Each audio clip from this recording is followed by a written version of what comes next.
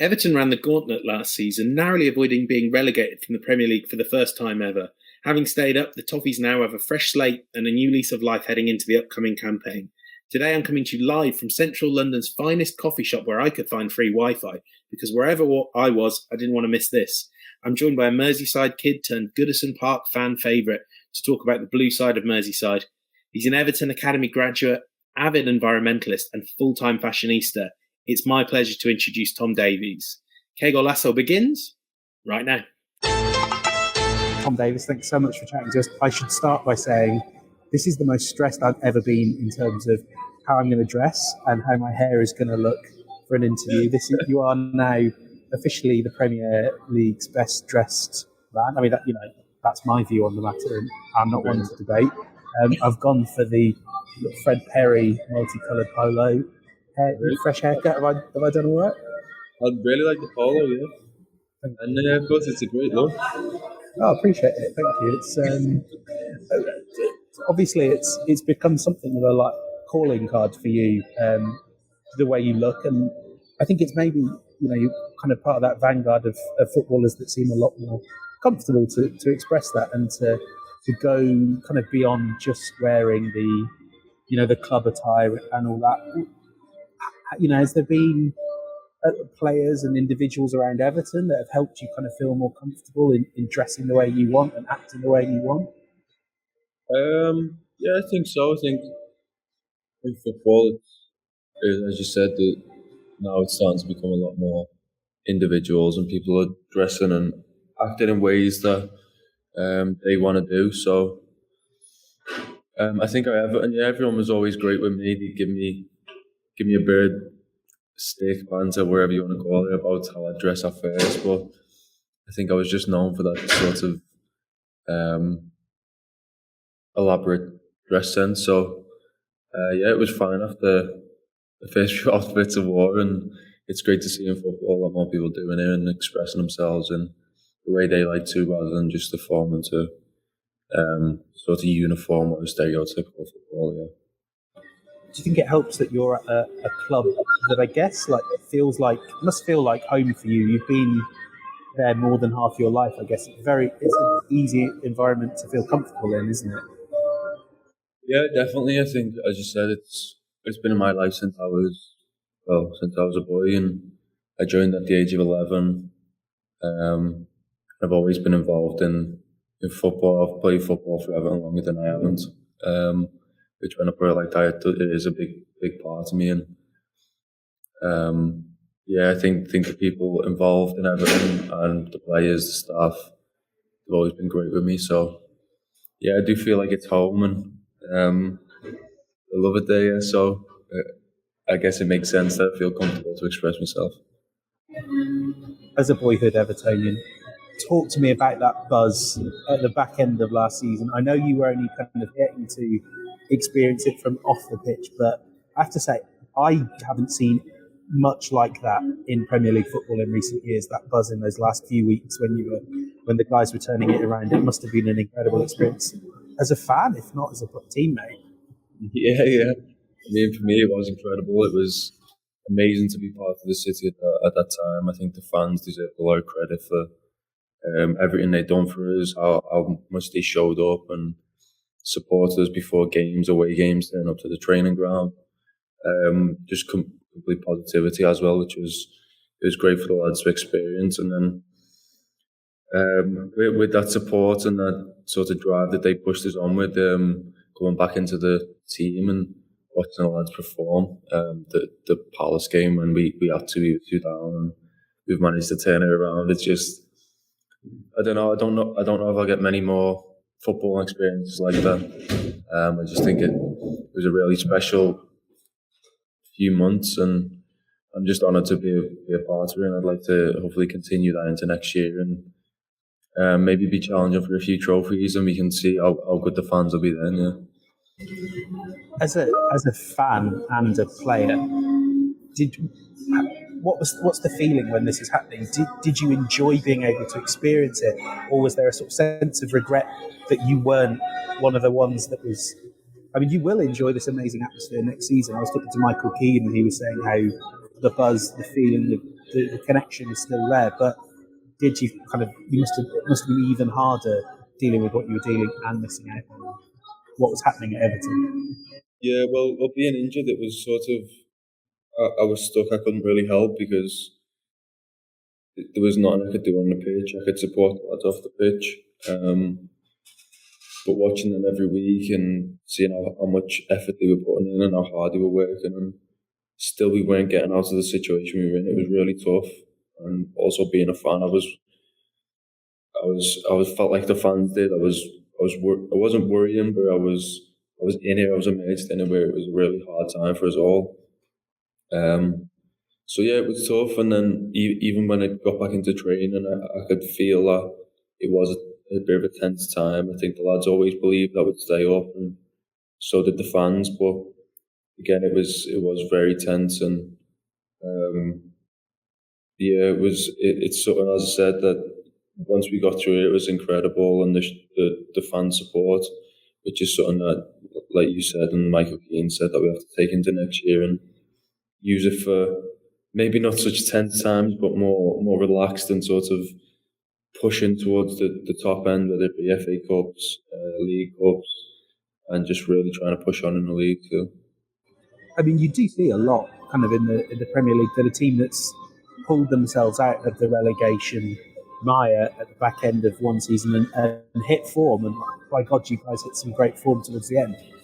Yeah. That really does carry on. Is that what you're all telling yourselves in the dressing room on the pre-season tour, that it's so important to carry this on, hit the ground running in the new season, and like you say, get back towards the part of the Premier League table where we expect to see Everton? Yeah, definitely.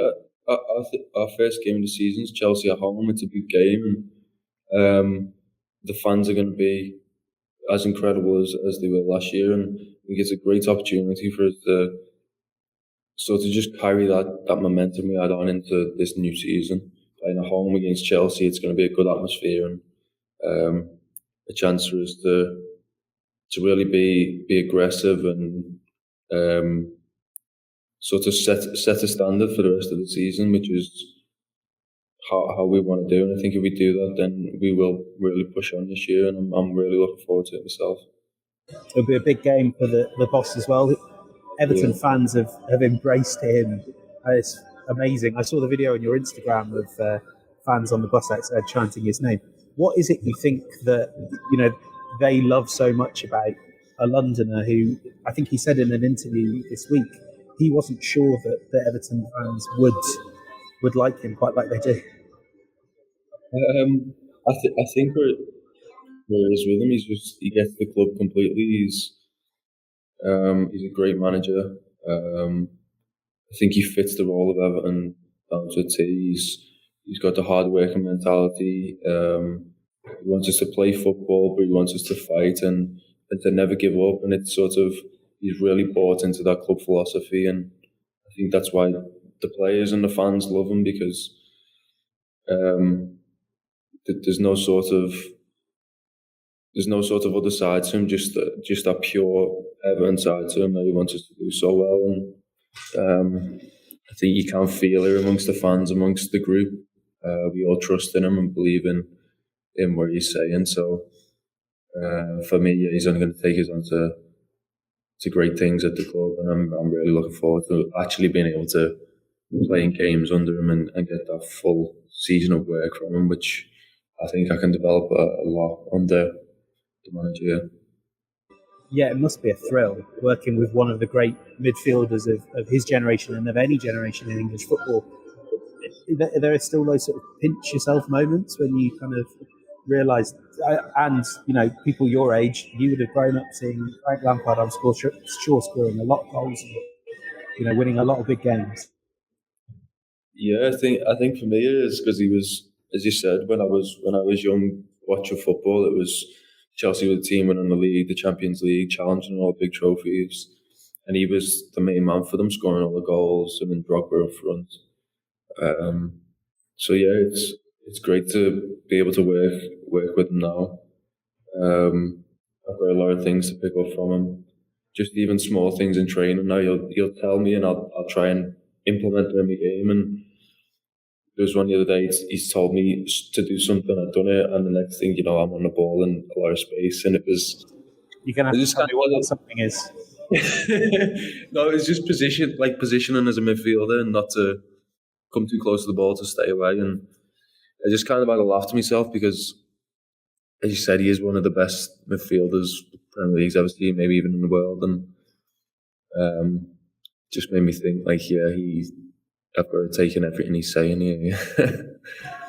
Is it a bit of a challenge for you when you can kind of do everything that a midfielder needs to do, but understanding what the best things are going to be for you? Because I know also that someone like Carlo Ancelotti saw you as a 6, maybe Frank sees different. I mean, a lot of different managers would see your skill set and think it's a different player. Has that been a challenge for you, and maybe something that you're going to work on in the coming season? Yeah, I think so. I think having so many managers and different ideas since I broke through into the team, I think I've got about 7 managers now, which is a lot of them have played me in different positions, and I've been able to really hold down that one position that I'd like to. I think under Carlo, I got a bit more playing time in the one position, and I could feel myself starting to get used to it, to start to develop, to understand the position more. And now with Frank, I've got that challenge again to see where he thinks I fit in the team and what position will be best for me. So yeah, I mean, it's something I'm definitely wanting to work on. I want to hold down one position, and I think getting game time and playing consistently helps you to develop a lot. I think that's where most of the improvement happens. You can train all you want, but I think inevitably you've got to be playing. So I'm looking forward to hopefully getting some of that. Yeah, very true. And I mean, we're really looking forward to seeing what you can do on the pitch, Tom. Today's Qué Golazo episode is presented by Gillette Clear Gel Antiperspirant. For those who don't like to sweat, the choice is clear. Gillette is your ticket to all-day freshness. Gillette, the best a man can get. I have to say, Tom, I love saying that last sentence. It's really fun. I feel like I'm doing some 80s advert. It's just great line, isn't it? It's so good. We're doing bonus advertising here for Gillette. They'll be delighted with us. You were talking about the 7 different managers, and talking to one of my colleagues, an Everton fan, he was saying one of the really interesting things about you having broken in at such an early age. You're kind of both a veteran and a young player, 24 years old, 7 years in the team. How does that kind of inform your role in a dressing room where, especially at the moment, Frank is looking to bring through a lot of young players? We've seen some great work in pre-season as well. Do you feel like a nurturing responsibility to these guys? Yeah, I think I do without noticing. Like I said, sometimes I think of myself as a veteran too sometimes, but also I also think of myself as being very young still. So it's a good balance. I really enjoy it. I think now I'm starting to come into the role where I can speak to the younger players and give them advice to situations I've had, and even football advice. And we've got a lot of good lads at the club at the minute that are willing to learn, and I think that's the most important. You see how well Anthony Gordon done last year, and he's just going to continue to grow and kick on and become an amazing player for the next 10, 15 years. So it's great to play with lads like him, and even still, I'm still learning the game from the manager Frank, who's just come in, and then players like Seamus, who've been around for much longer than me, which I'm still always trying to gain some just small bits of knowledge or understanding of football where I can use them in my own game or my own life. And I think you're never done truly learning from it. Even the young guys coming through, I think there's much for me to learn from them. So yeah, it's good to be so young, but with a lot of experience. Yeah. And I guess one of the things that's going to happen in every footballer's life is to go through a tough time with injury, like you did last season. But you used that time, incredibly profitably in terms of personal development. I know you were working with the club, with Adidas, with your own company, working on recycling of It's chopsticks, right? I'd never even thought of it, and what a fantastic thing! What a thing we don't think about how important it is to recycle. I mean, if you want to talk to us about, talk to our audience a bit about that, that would be great. But also, really interested to know how that time and the things you did off the pitch have changed you as a person and helped you to develop. Okay, so I started with the chopsticks. Company's called Shop Value. It started in Canada. So they wanted to expand into the UK, and a friend of mine put the opportunity to me, and I listened to it, and it was a great opportunity. It's basically bamboo chopsticks. They have a 30-minute lifespan, so they're used, and then once they've been used, they're thrown away and sent to landfill. So this happens throughout the whole of the UK, the rest of the world, and there's mass amounts of chopsticks that go to them every day, every week, every year. So the idea is to partnership with restaurants that use bamboo chopsticks, wood chopsticks, and we put in place where we collect the chopsticks and take them to a factory. They're then cleaned, pressed, sort of into blocks of wood, and we then turn them into tables, chairs, anything you could think of wood, really. We've got dominoes, coasters, you can do flooring, doors, all kinds. So it's sort of a process that takes that 30-minute life of something that's then thrown away to be take up landfill, to be pollute areas, wherever it may be, creating space to then leave the chopsticks somewhere else, cutting down trees. So to save that, we then give the chopsticks a life for however long that may be, however long the table lasts, maybe 20, 30 years, maybe a lifetime, So that's the main thing, and we, on each thing, on each product we make, we can tell you how much carbon we use from not chopping down the trees to make that table, to make the door, to make whatever wood item you've purchased. So it's just starting. Yeah, it's really good. It's starting up in Liverpool soon. We're going to be opening, and then we're looking to expand across the whole of the UK. So we'll be in London one day. And obviously, I'm sure the injury, as you're telling us there, it's given you a chance to do things that maybe, when you're playing game in, game out, might not have presented itself. But equally, like, how much pent-up excitement is there for you to just get on the pitch and play again for your boyhood team? Yeah, I mean, it's incredible how much I felt like a kid throughout that time, and just wanting to grab a ball and kick it around, and sort of the physios and the staff not letting me do that, sort of like my parents wouldn't at one point. But yeah, just that general excitement to get back on the pitch and train and play, and just be a part of the group again. And I think I've mentioned before, I really did fall back in love with football, being injured, which is probably not the greatest thing, but I'm glad it's happened, because it's really opened my eyes up again to how much I love playing, being involved in a team, and just working hard every day, really. I know you're very busy, so maybe we've got time for a couple more questions.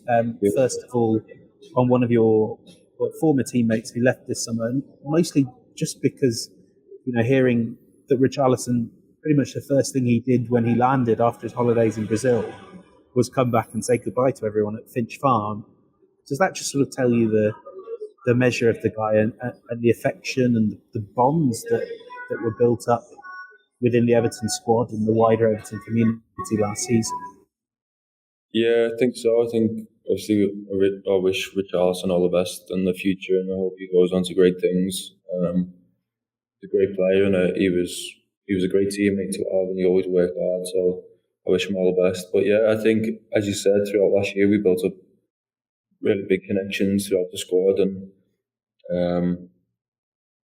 I think he just wanted to come in and basically check in with us all and not just leave without saying bye, because the squad that we have now is so close, and we really are like one big unit and big family. So I think it was nice for him to do. Yeah. And then I guess just finally from me, obviously, we've been talking about your excitement to get back on the pitch. I believe there's a year left on your contract. Does that give you maybe some extra motivation to, does it come into your mind at all? Maybe is that the other way of thinking of it? When you've been so excited about just getting on the pitch, does that make it a bit easier to think about things like your contract? Yeah, I think I haven't thought about it too much. I'm just, as you said, more excited to get back out there and start playing again. Pre-season's a great time to do that, so I'm just focusing on getting fit and playing as many games as I can, and then ultimately looking forward to that Chelsea game, first game of the season. I tell you what, I am too as well. I want to try and get along to that one, but we'll see which game I end up landed with. Tom, thank you so much for your time. We really appreciate it, and wishing you the very best of luck for the coming season. Thank you so much. We really appreciate it. Thank you very much. Thanks for having me too. It was a pleasure. Thanks so much for listening to Qué Golazo. Please take a minute to nominate us for Best Sports Podcast in the People's Choice Podcast Awards. Link in the description. We're on Apple Podcasts, Spotify, Stitcher, anywhere you listen to podcasts. We're also available as video. Subscribe to us on YouTube. Visit youtube.com/Qué Golazo. Till next time.